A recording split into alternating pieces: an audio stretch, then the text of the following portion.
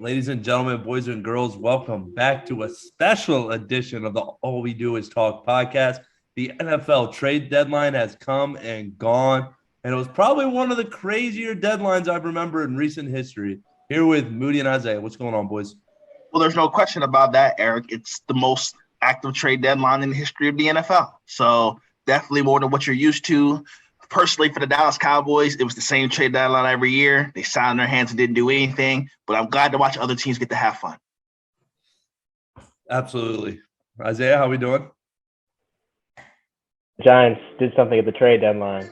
They have they finally got a receiver that costs 200 yards receiving, and definitely could have used someone who can actually play receiver. But we'll get to that later.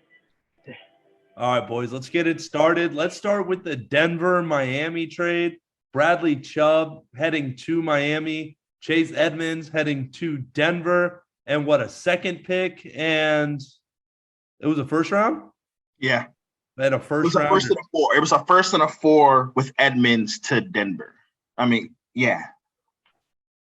With Chubb or something like that. Mm-hmm. This is easy. If anybody who's been watching Denver, they would have realized that they have impeccable depth at pass rusher with a lot of young guys there, especially the Browning kid from Ohio State that was moved from off-ball linebacker to edge. So they had a surplus, and Bradley Chubb was becoming expensive, up for a contract that he'll probably sign in the next 24 to 48 hours. And so they shipped him up, and they got a first-round pick for a player. They drafted him in the first round. I think it's a win-win. This is probably the most win-win trade of them all that we've seen. Yeah, definitely. For a guy who was about to hit free agency that you had no plans on paying, Denver got about as good a value you can get out of somebody who's dealt with the injury issues that that Bradley Chubb has dealt with. Probably going to say Nick Chubb a lot before this is over. But Miami, this is just another part of the big swing. Like, when the playoffs roll around, we're expecting Miami to be a playoff team. You're going to have to get Josh Allen and Patrick Mahomes on the ground if you want to go to the Super Bowl. That's the only way you get in there is by getting those two guys on the ground in critical moments. That's the only way you can win. Miami knows it. They got a quarterback on a rookie contract. They're pushing all the chips into the table. I forgot that they had San Fran, still another San Fran first round pick in their pocket. I was thinking, where'd the first round pick come from? Didn't they get theirs forfeited or whatever? But yeah, they were still good, still had enough in the tank. This is why you hoard all those assets. They're going for it, and I'm excited to see how it works out for them. Yeah, I mean, seeing how Miami is transitioning those picks into players for the Trey Lance trade, really impressive. What, Tyreek Hill, Jalen Waddle, Chubb, like that's a leap for the first round picks that are. You're forgetting the crux of this all. They got the first pick, the first couple picks from the Laramie Tunsil trade when he went to Houston. So this is where that all started, because Laramie Tunsil got caught wearing a bong mask. That bong hit changed Miami's franchise forever. All right, boys, let's keep it moving. Let's go to Buffalo, where they were trying to get into the Christian McCaffrey sweepstakes. Probably didn't have the package that the 49ers had, so they settled with Nyheim Hines out of Indianapolis. They just drafted Nyheim Hines in the second round. So this one's a little confusing. We know the Bills have been searching for a pass catching back. J.D. McKissick was supposed to sign there in free agency, but he flipped and stayed in Washington. So it makes sense that they were still in the market for this kind of player, this kind of versatility, but doesn't make a ton of sense to me because of James Cook. I feel like you drafted a running back in the second round to play this exact role. Maybe they wanted a veteran that they can trust more. But yeah, it seems like a needless move to me. Yeah, I think this is. They Alvin Kamara, and like Moody said, they wanted a pass catching back. They don't trust James Cook. It's that simple to me. Yeah, I found this quite interesting. I mean, I thought they had enough running backs by committee that they didn't need to go out unless it was a star running back. I felt like they didn't need to go out and trade capital for another running back. All right, and also Zach Moss goes back to the Colts for him. All right, let's keep it moving. Apparently, the Chicago Bears are just trying to turn into Notre Dame. Chase Claypool to the Chicago Bears. because I wanted the Giants to. This is the trade the Giants should have made because they're 6-2 and actually proven to be a good team, while the Bears, who are 3-5 or 4-4, 3-5, I think. going with the Giants move a couple years ago, they're going to buy with a losing record at the trade deadline. Always interesting, but they're going to help out Justin Fields, probably give him the best target he's ever thrown to in his life. I think Chase Claypool has all pro potential. I think he has the potential to be the best receiver in the league, like he tweeted out earlier this year. So, hey to the Giants. As for the Steelers, they decided to pay Deontay Johnson, so now they can't keep Claypool. So, Joe, like with the receivers, like they're nothing they've got, opens up the space for Pickens. Yeah, you're lying to yourself if you say it's the best weapon. He was at Ohio State, so he's had some wide receivers before. Over all receivers, I was high on. I thought Claypool was a top 4 receiver in his class, and only CeeDee Lamb, Justin Jefferson, and Henry Ruggs are the reason I didn't think he was any higher. So I would take him over all of the last few Alabama receivers to come out. You don't find 6'4", 4'1" running receivers with catch radius like Claypool. I could easily see him becoming an all-pro player in Chicago. I appreciate Chicago so much. It seems like the page has turned on what Chicago thinks about Justin Fields. It was really bad on Thursday Night Football against Washington Football Team, but you saw that they could move the ball. They could make play. They just had to start finishing plays. That really manifested itself on Monday Night Football against New England. They were absolutely fantastic on offense. Justin Fields looks like a real franchise quarterback who's still carrying less than stellar talent on his offense. And then you saw it again on Sunday against the Dallas Cowboys. An even better defense he went up against, scored 29 points, had 1 turnover. He ran the ball well. He threw the ball well. And now you add another weapon to that. Chicago, it's not about going to the playoffs. I don't think this trade's about. I think this trade's more about finding out what you have in your quarterback, and this is a great deal to do it. He's a bigger version of Darnell Mooney. They needed a big body, fast, explosive playmaking receiver down the field to give Justin Fields a chance to show how talented he actually is. A+ for Chicago, even with the second round pick. That's what he was drafted as.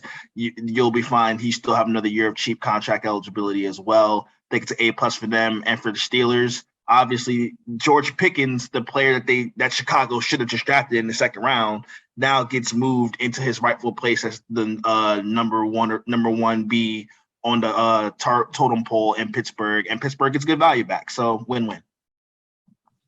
Yeah, I'm always a Chase Claypool fan. I think him and Justin Fields will do well. Now that they got St. Brown, Claypool, and Kmet, the trio of Notre Dame boys can be an average offense like they were at Notre Dame. All right, let's move on. Probably the most shocking trade of the day. The Lions trading within the division, trading TJ Hockenson to the Vikings. Detroit, what are you doing? Why is Detroit and Carolina so insistent on helping NFC playoff contenders get better? Why can't they send those guys to the AFC? That's all I want to know. Obviously, for Minnesota, this is a slam dunk. Like, you're getting that high-quality, do-it-all tight end in the middle of the field. Kirk Cousins is known to be able to work well with tight ends who can make plays outside the numbers and in the slot as well. Hockenson can do it all for you. He takes the pressure off of Justin Jefferson. He's really can be their wide receiver too now. He's awesome in the run game for Dalvin Cook. It doesn't get any better than this. They're going to try to overload the roster with talent, so Kirk Cousins just has to be good enough. That's all they're going to ask Kirk Cousins to be. Their offensive line's been playing well. They're 6-1. This an absolutely fantastic home run deal for the Minnesota Vikings for Detroit. I don't understand. Like, you drafted this guy in the top 10. You're trying to you're rebuilding. You're trying to add the next quarterback when you want another weapon on that team. It feels like I wonder how far away do they think they are. They're 1-6. Looks like they don't think they're as close as maybe people were suspecting earlier this year, but it's still a big time surprise that Detroit decided to go cut bait and send him to in the division. Like, I feel like you could have gotten similar value outside the division as well. I just don't get it for Detroit.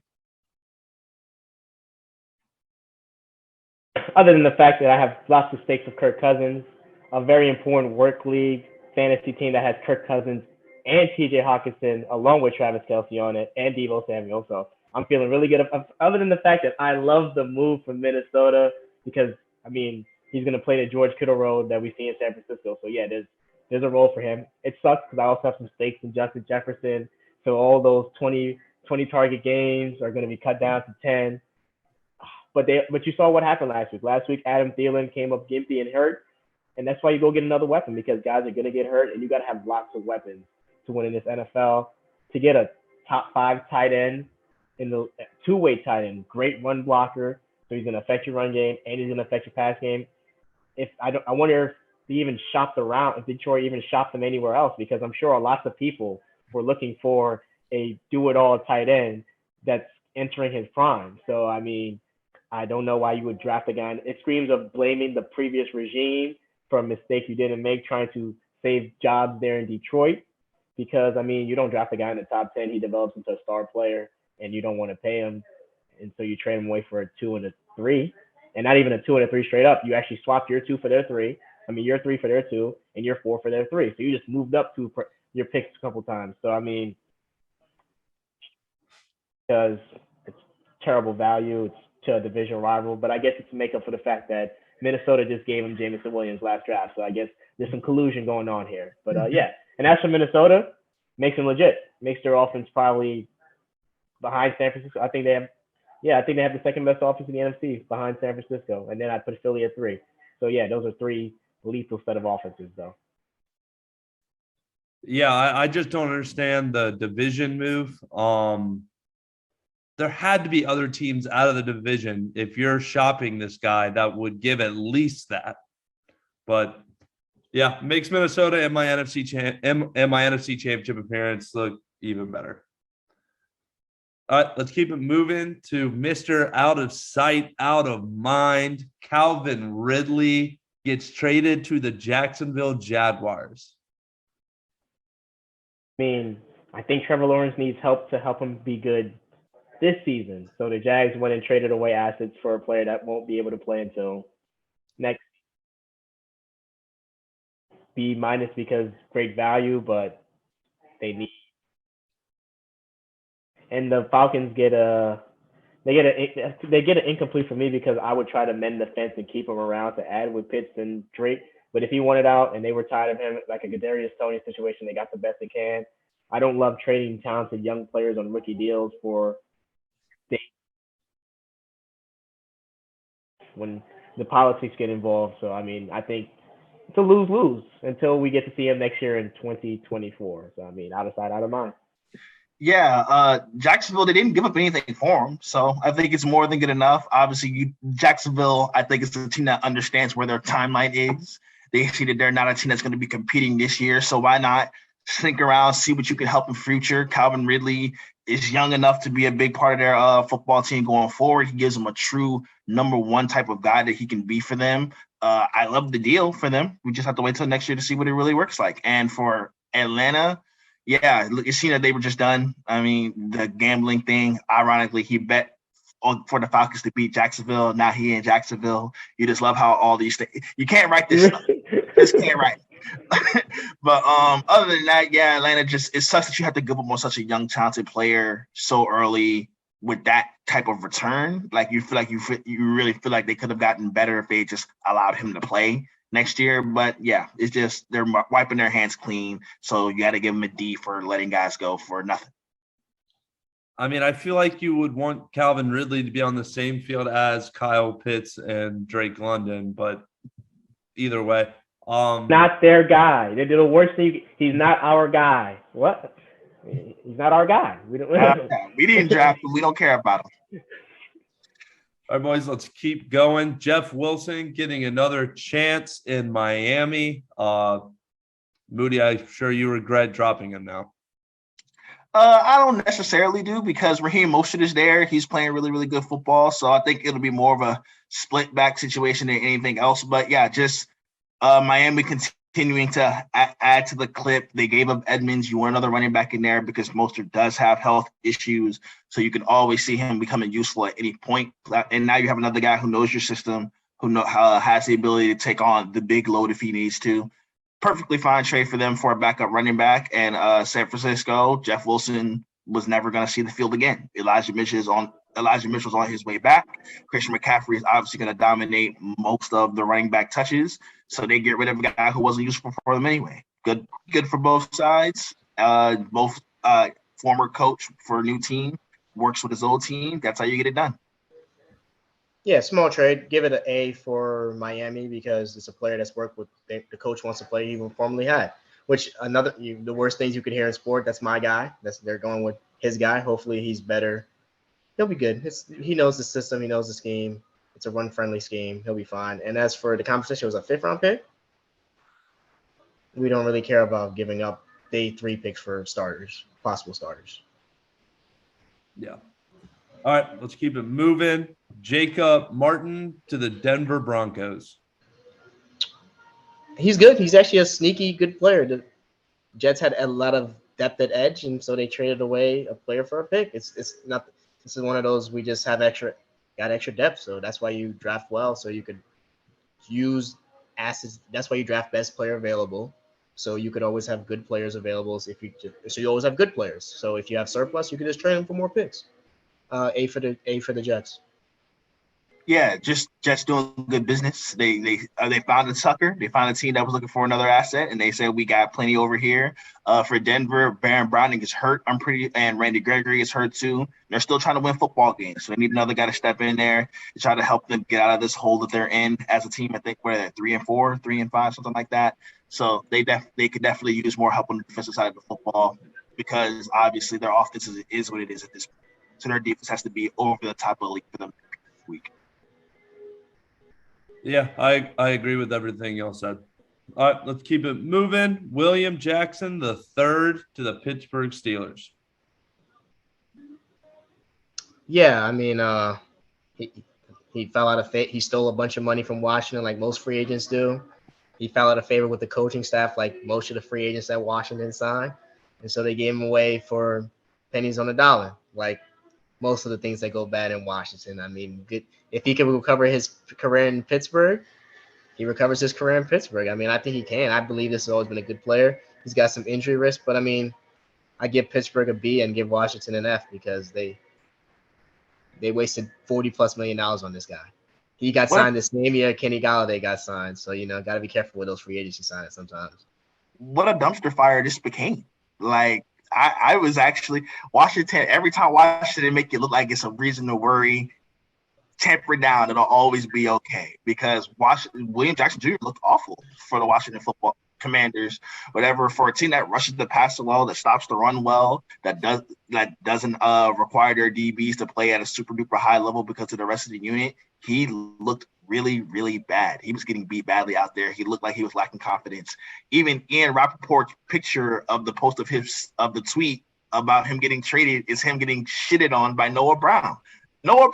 Like it really fell out of favor. He was going to get cut anyway, it sounds like. So Pittsburgh makes the phone call at the last minute. They're desperately bad at corner, so they could definitely use some help over there. Maybe he can reignite his confidence. And for Washington, just another thing goes wrong for them in a long list of things that go wrong. But hey, Chase Young's on his way back, and they're riding a 3-game win streak. Yeah, it's so weird how like this was like just mutual. Like both sides just knew, hey, we both fucked up. Sorry. We're done. Yeah, we're done. Pretty much. All right, boys, let's keep it going. Rashad Fenton to Atlanta. Atlanta's kind of buying in. Yeah, well, they're the top of their division right now, so it makes sense. And both of their corners are hurt, AJ Terrell and Casey Hayward. So yeah, they definitely needed more help on the outside. Fenton was in Kansas City. Yeah. Kansas City, he's not really playing for them. He's not that impactful of a player. So a guy who was a starter for them last year got some reps, but they've added to the cornerback position, so they've been able to get him off the field. McDuffie's back healthy. So yeah, Kansas City gets an asset for a player that wasn't playing, and Atlanta gets help at corner.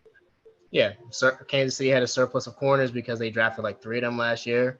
They gave away one of the ones from the year prior that weren't that good. He wasn't that good at all in the games he played, but I mean, in the NFL, just playing is good enough to get you. Seeing you play is good enough to get you somewhere else, to get you another chance. He's going to go to Atlanta, and they're desperate for corners, and they're going to go and try to keep Tom Brady down. So I'm going to get behind it. Let's go Atlanta. So let's go ahead and let's start with Roquan Smith. I think that one's still fresh on everybody's mind. 2-5 from the Baltimore Ravens gets the deal done for Roquan, who we know was looking for a contract.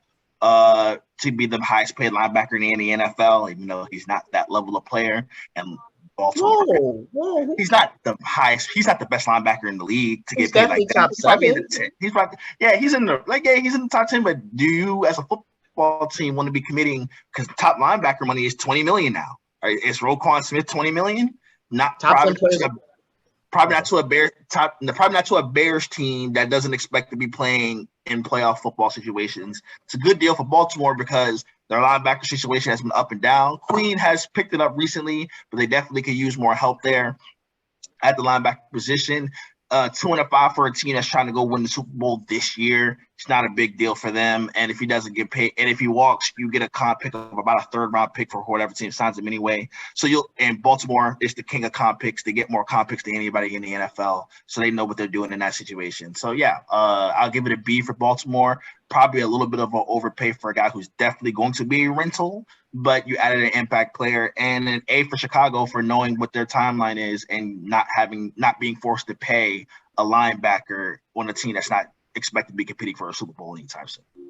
Okay, I'd give Chicago, I'd say B- because Chicago's gonna have $100 million in cap space. So unless they're gonna rebuild the whole offensive line and all the receiver corps, which they can, maybe they will. The draft's not strong at the positions they need, so maybe they will.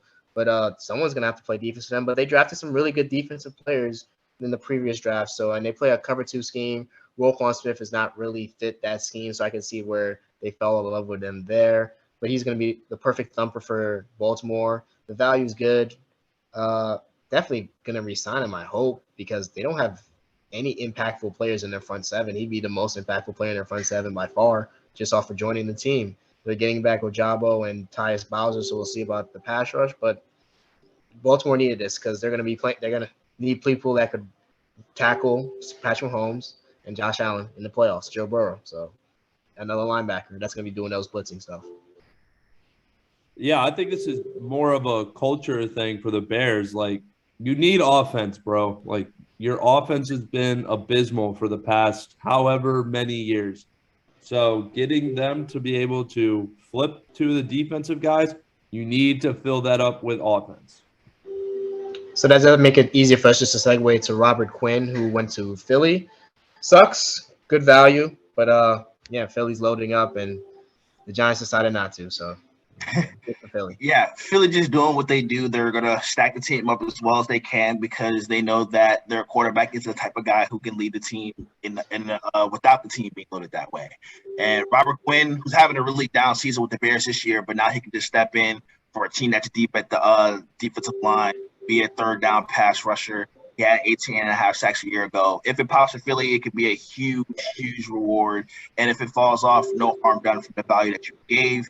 And for Chicago, Robert Quinn, he wanted to get re-upped. Chicago was never doing that because he's in his 30s and inconsistent. And they get more assets for a guy who wasn't useful to their time. Yep, Eagles loading up. They're trying to go on this deep playoff run. Simple as that. Didn't give up a lot. What they give up for it? 4. I think it was a 4. Yeah. Maybe a conditional 5th even that turns stuff for it, but not day 3 for sure. Yeah. All right, let's move on to my man Christian McCaffrey heading to San Francisco. We have obviously seen him play 2 games, and he has already thrown for 1, caught 1, and ran for 1. It's pain in my eyes, but the tank is officially on, boys. The tank is on. I'm scared we're going to get out-tanked by several teams, but I'm glad Christian McCaffrey gets to go to a contender and actually compete for once. Good for him. He'll flourish in that system. Eric, I'm very upset.